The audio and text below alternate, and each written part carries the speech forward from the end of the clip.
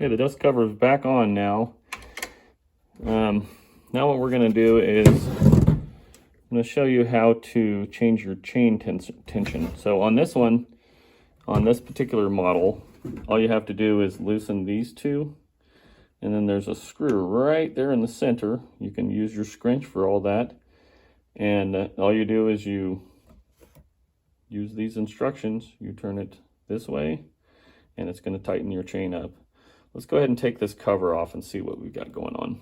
Looks pretty dirty under there.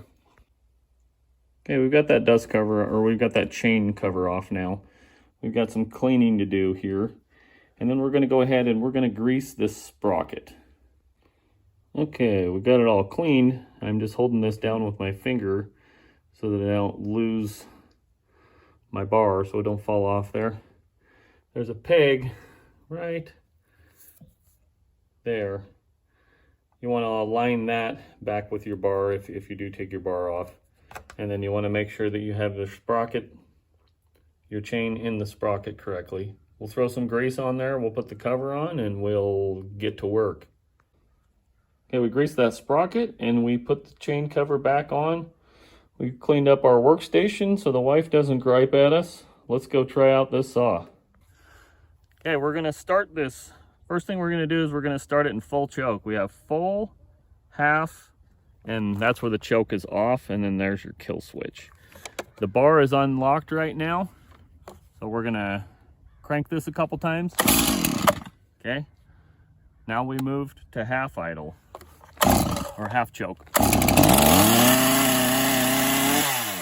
Once we pull the trigger, it turns that choke off. Now we're gonna start it again.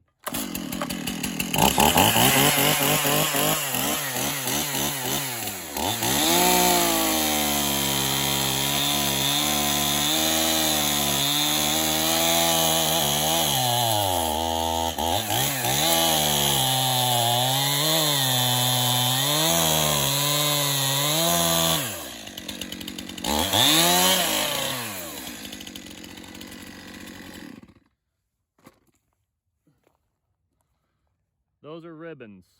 That's what you get when you have a sharp chain. This is English walnut, hardwood. If you don't have a vise in your garage, you can get what's called a stump vise.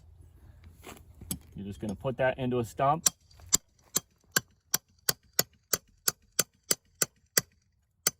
Knock that in a couple times. Put your bar in here.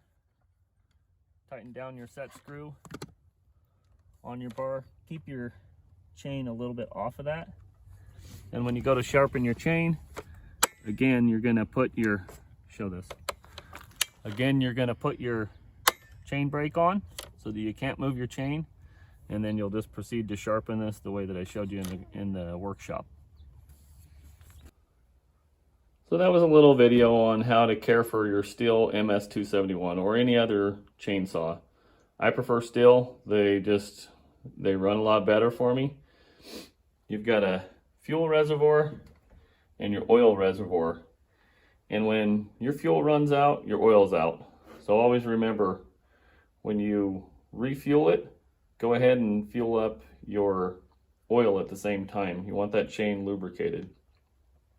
So for any of those that have questions about this bowl that I have carved or what I used to carve it, it wasn't just the Stihl MS271. I used one of these bad boys and one of those, powered with a DeWalt angle grinder. It worked really well. I've still got some fine work I've got to do to it, but that wood you saw out there that I was cutting with this chainsaw, that's the very same wood this bowl is made out of. Maybe I'll come up with a video on how I finish this bowl. Anybody's got any ideas, what they'd like to see, leave it in the comments below. If you have any other questions, leave that in the comments below. Thank you very much.